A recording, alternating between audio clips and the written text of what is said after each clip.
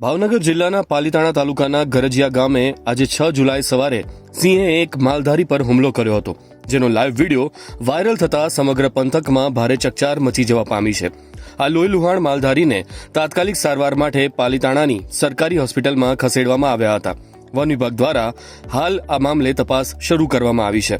વિડીયોમાં જોઈ શકાય છે કે એક સિંહ માલધારીને જમીન પર દબોચીને બેઠો છે અને આસપાસ ઉભેલા લોકો જોરથી બૂમો પાડી રહ્યા છે. માલધારી પોતાનો જીવ બચાવવા માટે વલખા મારી રહ્યો છે અને સિંહને હાથ ફેરવતો પણ દેખાય છે. સિંહે પગને આંટી મારીને ડણક મારી હતી. લોકોએ પથ્થરના ઘા કર્યા હતા. માલધારીના શરીરના થોડાક ભાગો પર ઈજાઓ થઈ હોવાથી લોહી નીકળતું દેખાય છે. આસપાસના લોકો બચાવવા માટે બૂમો પાડી રહ્યાનો અવાજ સંભળાય છે. આ બનાવ અંગે મળતી માહિતી મુજબ પાલીતાણા તાલુકાના ગરજીયા ગામના સીમ વિસ્તારમાં રહેતા માલધારી કાળુભાઈ ભોગાભાઈ ગમારા આજે સવારે પોતાના ઘરે હતા. તે દરમિયાન અચાનક એક સિંહે તેના પર હુમલો કરી દીધો હતો.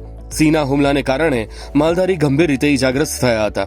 ઘટનાની જાણ થતાં જ આસપાસના ગ્રામજનો દોડી આવ્યા હતા અને તાત્કાલિક ઈજાગ્રસ્તને સારવાર માટે પાલીતાણાની સરકારી હોસ્પિટલમાં ખસેડવામાં આવ્યો હતો.